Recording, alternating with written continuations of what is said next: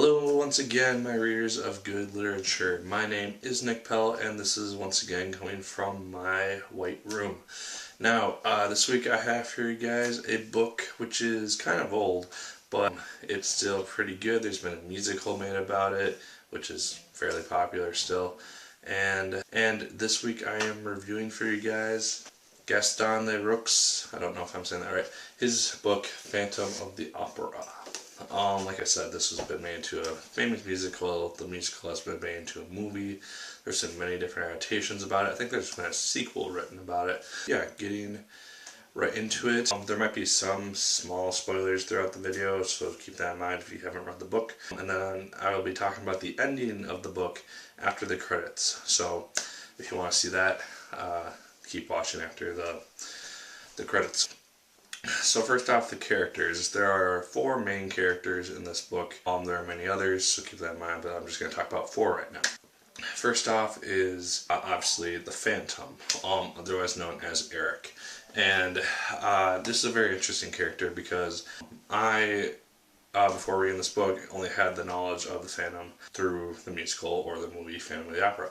Seeing him in this way is very interesting. He's basically this guy who's a genius. He's very smart, but he's very deformed, so thus the mask. He's basically made his home in this underground lake underneath this huge opera house in Paris, and he falls in love with this girl named Christine Daae, which is the second character I'm going to be talking about right now.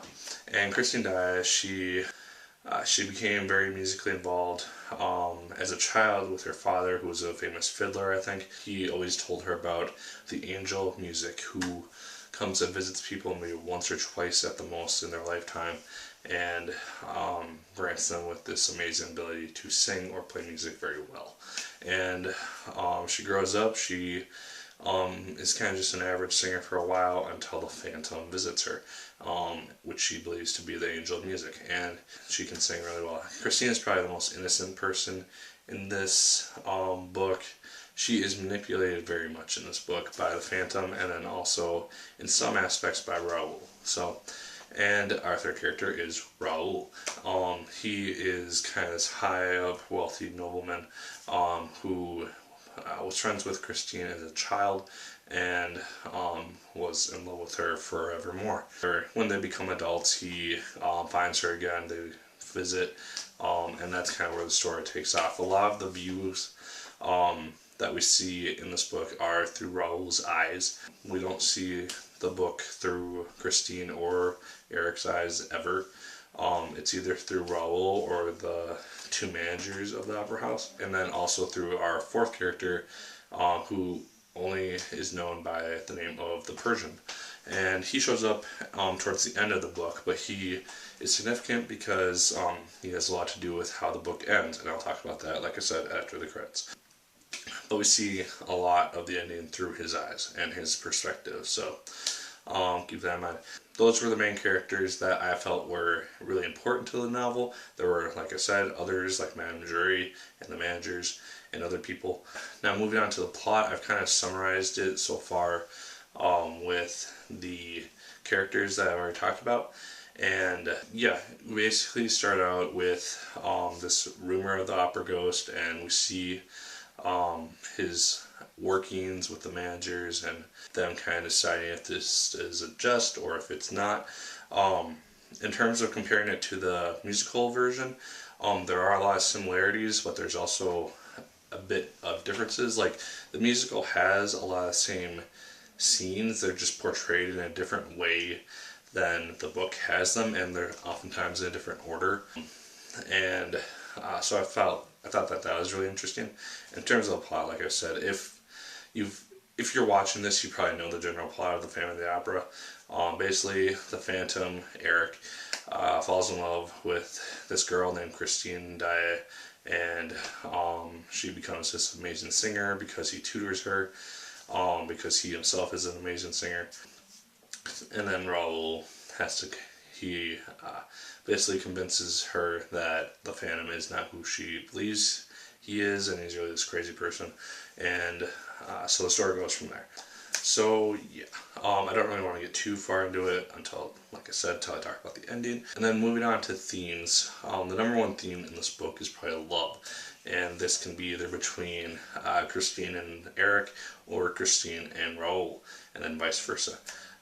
For the Phantom, the main thing that he really wants throughout this whole book is love, and to be loved, specifically by Christine, but just in general, Raoul has a more common version of love that he feels for Christine, and that's essentially what drives him. Both these factors are very interesting to the story as a whole. I guess right versus wrong could be another theme in this book. Essentially, because Raoul and Eric both feel, as far as I can tell, that they're both justified in what they're doing. They both saw that their attempts to woo Christine were well placed, and they did what they both thought was necessary. And I thought that was kind of an interesting thing to look at. So, yeah, those are the themes. If you have any more, just comment below and I can discuss them with you if you want. And so, yeah, moving on to enjoyment, I did really enjoy this book. I read it over the course of a few weeks because I started it before I went to Turkey, and then I ended it just today, and so I'm really net. Keep in mind, it is kind of a dense book. It's only 214 pages, but it does take time to get through, and there's a lot of details and stuff like that, so it can get kind of lengthy. As a whole, I did enjoy it. I thought it was a very interestingly different perspective upon the Phantom story, or I guess it's the more original perspective upon the Phantom story than what I've known from the musical adaptation. Yeah, I would recommend it if you like the musical, just to see what the actual version is, and see the differences and similarities between the two. Like, favorite, comment, and subscribe if you so choose. I would appreciate it immensely. And as always, my good people, my name is Nick Pell, and once again, keep on reading.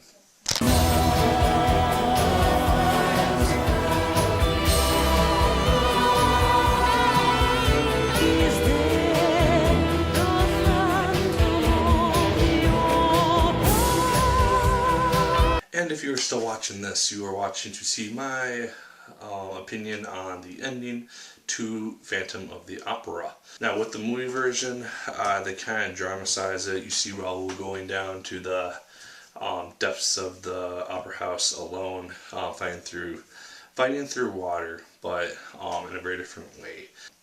In this, I thought that it was a much more interesting and realistic perception of the whole event, because we see the Persian, who kind of comes out of nowhere. He's a friend of the Phantoms, but he also knows like what needs to be done to kind of stop this guy and do the right thing. So he's helping Raoul, and they're both in this torture chamber, which can project images which make them feel like they're either in a tropical forest, or in the desert, or wherever. That was really interesting. And then we just see kind of a Raoul who is so incredibly in love with this girl, but he's really nothing extremely extraordinary. He's not really the hero of the story. The only real reason that he even survives this whole thing is because of Christine kind of just succumbing to the Phantom's desires, and that of the Persian. Like, if the Persian didn't show up, he would have been wandering around the maze for way longer than he was, and the Phantom probably would have caught him and killed him. Just seeing that was a little interesting. I did like the ending to the story with, I don't really understand how you can have a broken heart, but the fact that we see the Phantom kind of saying his last words to the Persian, and we don't see him, and seeing Christine kind of give him the final burial and everything like that. I thought that was really interesting. I like that a little bit more than the movie adaptation of it, and the musical adaptation, just because it seemed to work better. By movie adaptation for this whole thing, I've been talking about the 2004-ish version with Gerard Butler as the Phantom. And so, yeah, overall, I did enjoy the ending.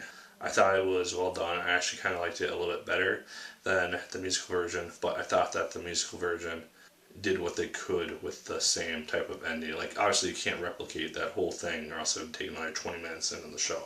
But, yeah. What did you think of the ending? Comment below and let me know. Like, favorite, comment, and subscribe as usual. If you so choose, I'd appreciate it immensely. And once again, my good people, my name is Nick Pell, and as always, keep on reading.